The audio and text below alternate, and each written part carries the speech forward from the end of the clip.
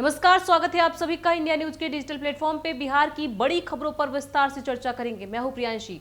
बिहार के मुख्यमंत्री नीतीश कुमार के बेटे निशांत ने राजनीति में आने की संभावनाओं को खारिज किया है। शुक्रवार को पटना की एक दुकान पर शॉपिंग करने निकले निशांत से जब मीडिया ने पूछा कि क्या वह राजनीति में आएंगे, इसका जवाब देते हुए निशांत ने कहा कि वो अध्यात्म के रास्ते पर चल रहे हैं। दुकान से खरीदारी करने के बाद मीडिया से बात करते हुए निशांत ने कहा कि आध्यात्मिक दृष्टिकोण से मोबाइल की दुकान पर आए हैं। उन्होंने कहा कि मैं मोबाइल पर हरे रामा हरे कृष्णा सुनता हूं, उसमें आवाज अच्छी तरह से नहीं आती है, इसीलिए स्पीकर खरीदने आया हूं ताकि और अच्छे से सुन सकूं। निशांत ने राजनीति में आने की संभावनाओं को खारिज करते हुए कहा कि वह अध्यात्म के पथ पर चल रहे हैं। आपको बता दें कि निशांत पहले भी राजनीति में आने की संभावना को खारिज कर चुके हैं। कुछ साल पहले ही उन्होंने इसी तरह का बयान देते हुए कहा था कि वह कभी भी पिता की तरह राजनीति में नहीं आएंगे, बल्कि आजीवन अपना जीवन अध्यात्म की ओर ही समर्पित करेंगे। निशांत राजनीतिक कार्यक्रमों और आयोजनों से काफी दूर रहते हैं। इसके अलावा सोशल मीडिया पर भी उनकी मौजूदगी नहीं है। बिहार में 8 बार सीएम पद की शपथ लेने वाले नीतीश कुमार का बहुत छोटा परिवार है। उनके परिवार के ज्यादातर सदस्य लाइमलाइट से दूर रहते हैं, राजनीति में भी सक्रिय नहीं है। लालू यादव परिवार से उलट नीतीश कुमार के इकलौते बेटे निशांत कुमार 48 साल कभी विवाद में नहीं आए, ना वे राजनीति में सक्रिय हैं। निशांत अपने पिता की तरह ही इंजीनियर हैं। वे बीआईटी मेसरा से ग्रेजुएट हैं। नीतीश ओबीसी समुदाय कुर्मी समाज से आते हैं और उन्होंने फरवरी 1973 में इंटरकास्ट मैरिज की थी। नीतीश की पत्नी मंजू कुमारी सिन्हा थी और पटना के एक स्कूल में टीचर थी। 2007 में उनका निधन हो गया। नीतीश के भाई बहन और परिवार भी राजनीति से दूर रहता है। अब रुक करते अगली खबर का। बहन ने ले ली सगे भाई की जान। बिहार के मुजफ्फरपुर से हत्या की खौफनाक वारदात सामने आई है, जहां एक बहन ने जीजा के साथ मिलकर अपने सगे भाई की हत्या कर दी। घटना की सूचना मिलते ही पुलिस मौके पर पहुंची, शव को कब्जे में लिया और मामले की जांच शुरू कर दी। बताया जा रहा है कि महिला अपने पति को छोड़कर मायके में रहती थी। इस दौरान उसके संबंध अपने जीजा के साथ बन गए। जब महिला के भाई को इसका पता चला तो उसने इसका विरोध करना शुरू कर दिया।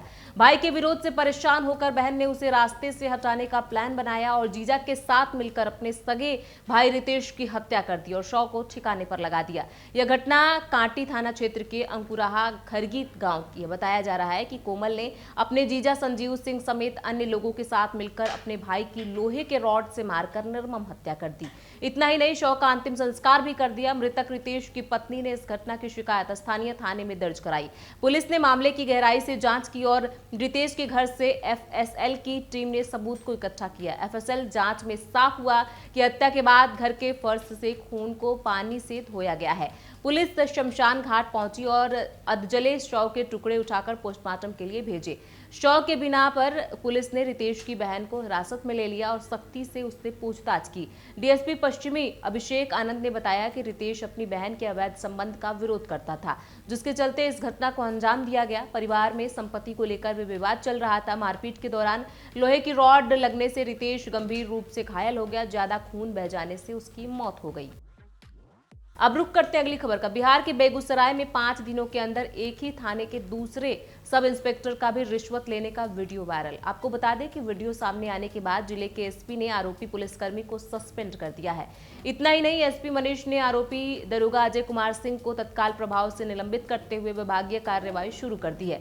दरअसल बेगूसराय के बलिया थाने में कार्यरत दरोगा अजय कुमार सिंह ने रामभजू यादव नाम के व्यक्ति से कैरेक्टर सर्टिफिकेट बनाने के नाम पर 2000 की रिश्वत की मांग की। इसके बाद रिश्वत का पैसा कमरे के अंदर की रेक पर रखने का वीडियो वायरल हुआ था। दरअसल बलिया थाना में कार्यरत दरोगा अजय कुमार सिंह के पास रामभजू कैरेक्टर सर्टिफिकेट बनाने पहुंचा था, जिसके बाद दरोगा ने उससे 2000 की मांग की और कहा सेवा पानी के बिना काम नहीं होता है। इस पर रामभजू ने उससे कहा कि आज ही जॉब लगी है। इसके बाद वो पैसे निकाल कर देने लगा। अजय कुमार उसे पैसे दाहिने हाथ में से देने की बात कहता था और बाद में पीड़ित युवक ने पैसे रेक पर रख दिया। यह मामला बीते कई महीने का बताया जा रहा है, लेकिन इसका वीडियो 24 जुलाई को वायरल हुआ। वीडियो वायरल होने के बाद एसपी ने कार्रवाई करते हुए आरोपी दरोगा को सस्पेंड कर दिया। बता दें कि इससे पहले बलिया थाने में कार्यरत दरोगा धनंजय पांडे के पैसे लेने का वीडियो 22 जुलाई को वायरल हुआ था।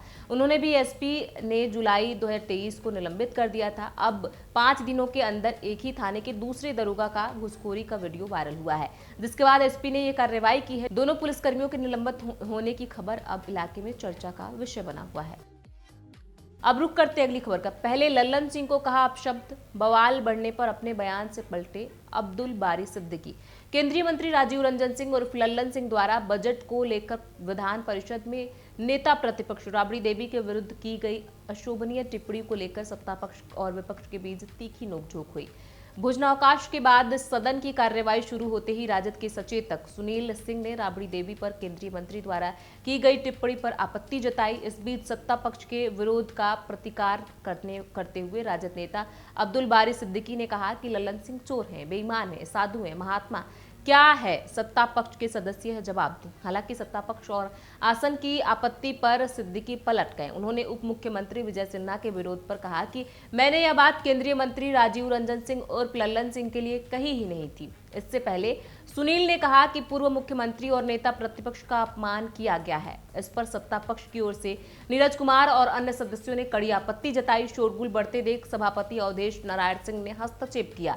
सभापति ने दूसरे सदन के सदस्य पर कोई भी चर्चा से इनकार कर दिया। उन्होंने कहा राबड़ी देवी हम सभी के साथ सदन के सम्मानित नेता प्रतिपक्ष हैं। इसके बाद राबड़ी देवी भी खड़ी हो गई। उन्होंने विपक्ष की आवाज दबाने का आरोप लगाते हुए विरोध प्रकट किया। उन्होंने कहा कि लालू जी इस सदन के सदस्य नहीं हैं।